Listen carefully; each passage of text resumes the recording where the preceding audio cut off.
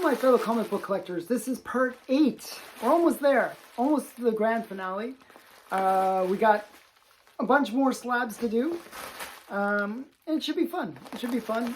We're going to start off with a big bundle of slabs. I got to cut it open. And the first book is actually one that's is like really hot now. It's like a hot tea book. I picked it up just as it was getting hot, so I kind of picked it up probably at the wrong time, but it's gone up a lot since anyways, so I did okay. And I get easily influenced. What I have to say is like, when this show came on, I just really enjoyed it, and I was like, I have to get this book. I have to get the, and it was The Last of Us. Last of Us #1. So it's 9.4, it's lower grade, but just a really cool series. I recommend watching it. It's been quite good so far. So Last of Us from 2013. This is the first appearance of Ellie.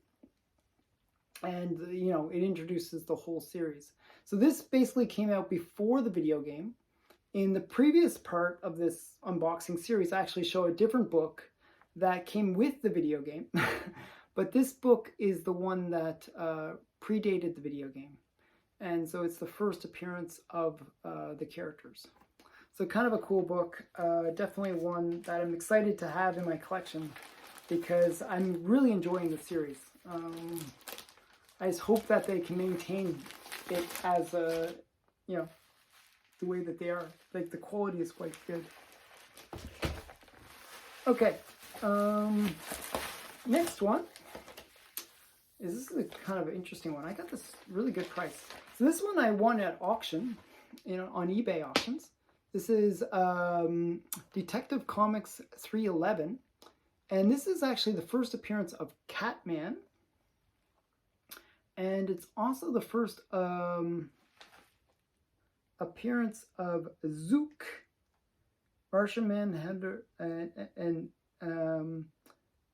Zook in Martian Manhunter backup story. So kind of a cool Catman first appearance.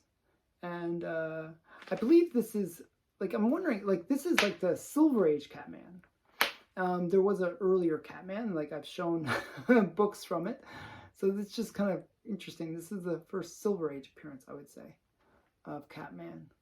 So yeah, kind of a cool book. Yeah, I'm not sure if it's the same Catman, but they have the same costume, so I'm going to say that they are the same character. So yeah, so kind of cool. Detective Comics 311. And I probably shouldn't put it there, but oh well, we'll pretend that works. Okay. One of the series that I just finished, it's not going to be in this unboxing, but in a future unboxing, I'm getting the last issue from this series, is Terrifying Tales. And this is Terrifying Tales number 12. Just a really great LB Cole cover. And it's a really great series. So basically, Terrifying Tales was from Star Comics, and LB Cole owned Star Comics, and what he would do is he had the rights to reprint Fox publication stories like JoJo the Jungle King and or the Congo King, and he basically would put his own covers on them, and he would do these awesome covers. Just look at this cover. It's like Girl in Bondage. You got these maybe cannibals. I don't know what they are. You got a leopard. Oh no, you got this guy that's sort of jumping at a really weird angle. It's just so weird. And I don't know, this voodoo dude. I don't know. Just really great image of horror. I don't know. It's really great. I just really like it. So his color usage is very psychedelic. So just very interesting art. LB Cole cover. And that's from 1953. So LB Cole is one of my favorite artists from the Golden Age. So I've been trying to get a pretty good collection of those books. I got the complete run now. So And that will be seen in future unboxings once those arrive.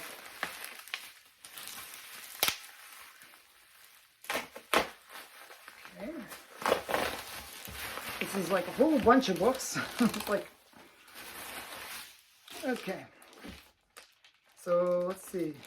Oh, okay, this is another one of my lots that I won from Heritage Auctions. And they were selling a bunch of these slab lots where you could buy, you know, for the, you know, really cheap bids. You get like a bunch of slabs. And this one was Freddy the Cat. Like Fat Freddy's Cat. And it was Fat Freddy's Cat #1. So these are all first printings as well. And from 1977, Ripoff Press. And who's that? It's Gil Shelton, cover and art. So kind of cool. So that was that one. And it was just a complete little run of it. Then we got Fat Freddy's Cat #2. Kind of very simple covers. And then we got the Freak Brothers #6. And it has, I think this is like the first appearance of Freddy's Cat. So kind of cool. A nice little Fat Freddy's Cats collection. So I thought that was kind of cool. I'm not sure if that's the first appearance or the other one. I don't know. No, I think that's not the first appearance. Don't quote me on that. It's not the first appearance. I think Fat Freddy Cat's #1 is the first appearance of Fat Freddy Cat, if that makes any sense. Just a weird, quirky character from the Bronze Age. Okay, now speaking of quirky characters, this is Boy Commandos #15. This is the first appearance of Patchwork Man. Or Crazy Quilt. Patchwork Man. Different character. Crazy Quilt. So kind of a key character for DC. You know, not one that everyone knows, but yeah, Crazy Quilt. So this is his first appearance in the Golden Age. So, you know, origin and first appearance of Crazy Quilt. Jack Kirby and Steve Brody cover and art. So kind of cool. Golden Age first appearance. So Boy Commandos #15. And then we got, oh, this one's just fun. Just another, these are all my Heritage Auction wins. So this is Baffling Mysteries #6. Just a, you know, kind of a nice pre-code horror cover. It's always like, you know, sort of the trope where you get these excavators that are like, you know, archaeologists, and they get attacked either by a mummy or some monster things, and this is like they get attacked by aliens. So kind of cool. And so I'm trying to get the complete run of that as well. So I have like this very completionist attitude. So if I sort of start picking up a few issues from something, then I try to pick up the whole lot. Okay, and now we get, these are some of my, okay, so there's a bit of a mix of things in here. This is one that I got from a claim sale, and it was such a great deal. I mean, I couldn't believe. This is 30 Days of Night, #1 from 2002, and this is the first printing, and it's 9.6. Now, I paid $60 for this. This normally goes for $300 or $400 in this grade. So I was like, wow, what a great claim sale. I kept on asking the guy, I was like, are you sure it's #1? Are you sure it's the first print? Are you sure? It's like, because it just, I was like shocked because, you know, it's a really hard book to find. And, you know, I was super excited to get this. So he originally wanted $150 for it. I talked him down. So actually I paid $100 for this. So I did talk him down though. So, but it is a great book. But, you know, 30 Days of Night. It's a very interesting series.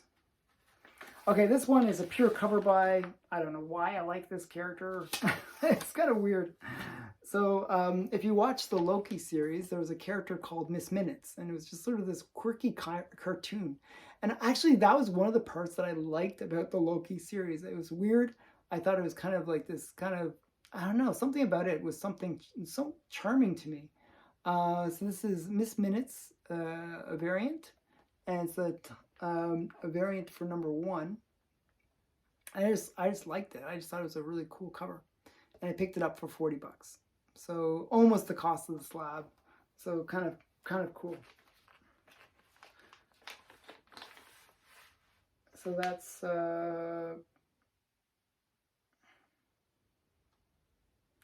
it's like I can't read the name. Nuck cover? Nuck. So yeah, okay. But I thought that was kind of cool. And last but not least, this was another claim sale. And I forget what I paid. I think it was like $350 or $400. It's an expensive book. This is another one of those Spider-Man keys that I wanted to pick up. And this is the first appearance of the Ringmaster, I believe. So it's also the first appearance of the Ringmaster, I'm not sure.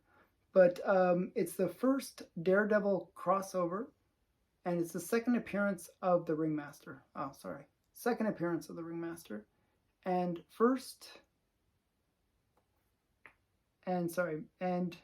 his Circus of Crime. So, second appearance of the Ringmaster. So kind of cool. Like, this was kind of a hot book for a little while. Always felt like he looked like a leprechaun. I don't know why. I always felt like he looked like a leprechaun. But I always want to call it the leprechaun cover. So yeah, but this is Stan Lee's story, Steve Ditko cover and art.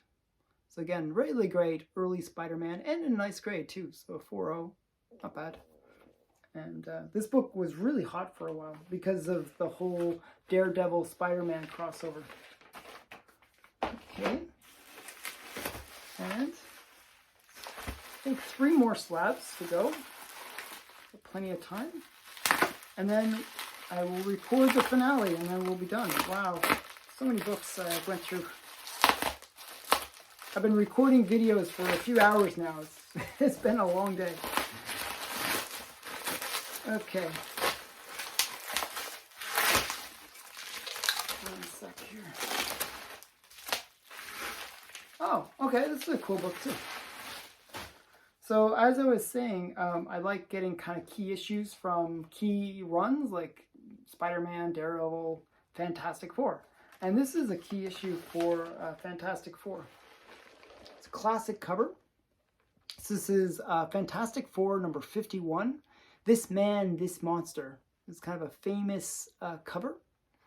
And it was always underrated and just recently got hot for some reason. All of a sudden, after I buy it, it became hot. This is actually the first appearance of the Negative Zone and the second appearance of Wait, Wingfoot. So kind of cool. First appearance of the Negative Zone. Now the Negative Zone could be kind of a key thing because it could play a role in if they bring Marvel Zombies or something like that. So yeah, so this could be a kind of a key book for future Fantastic Four movies or What If series. So kind of a cool book. Fantastic Four number 51. Sort of cool.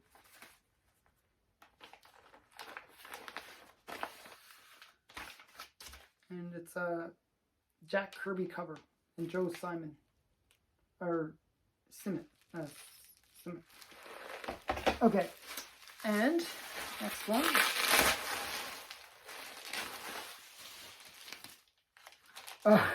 This is just a pure cover buy. I don't think there's any key significance about it. I just thought it was a cool cover.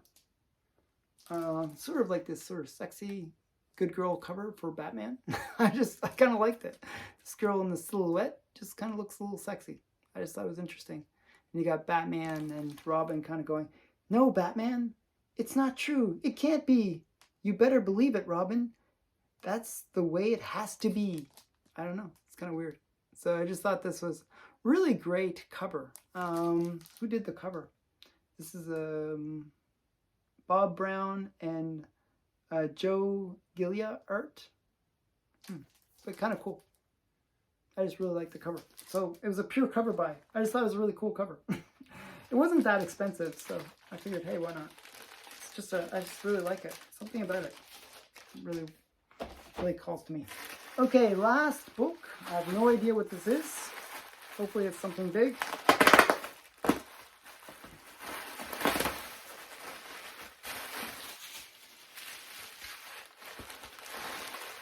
Oh, wow. Okay, this is big in a way. This is a pretty cool book.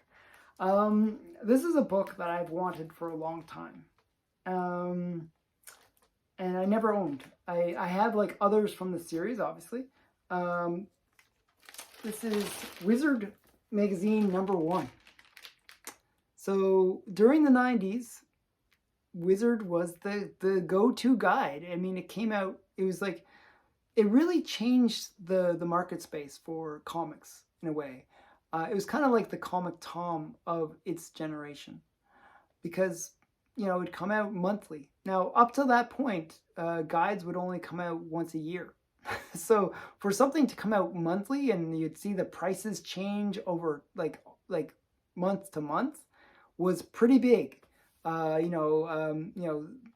It really kind of made the Overstreet guide like obsolete overnight, because of the fact that now we had pricing that was much more current.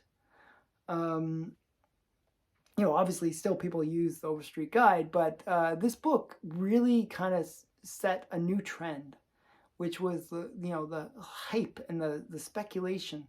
And it really came at a really great time, because it was during the 90s. This is from 1991, sort of the start of like the great comic boom of the 90s. And it's just a really, it's a great Todd McFarlane, I believe it's Todd McFarlane cover. Yeah. It just captures that time period so well. Super hype about Spider-Man, super hype around Todd McFarlane, super hype around comics. It was just the time. This was kind of like, for me, a very key book that I always wanted. And I was kind of a little bit nervous about this book, because I was worried that it was going to be one of those books I would never be able to get. Because, there was so much hype around getting this book now, those nostalgia buys, that it was kind of becoming a little bit pricey. But I did manage to find somebody that could, where it was a little bit lower grade, 8.5, where I could get a good reasonable price on it. So I was quite happy with that. So this is Wizard magazine #1 from 1991. Very classic book. Just so much nostalgia for me around this book. I used to be so excited when the Wizard magazine would come out, because I could be like, oh, how much did the books go up? What's the hot book of the week? It's like, or hot book of the month. It was just like, oh, so exciting. You'd see little green arrows, the little red things, and it's like, oh, it's like so much hype and excitement. It was just a really, really great time. So that was part 8. We got one more part to go, and it's the really big books. It's the next level. Definitely you want to check that part out. So if you haven't subscribed to this channel, this is the time to subscribe. This is the time to hit that bell notification so you don't miss the big finale.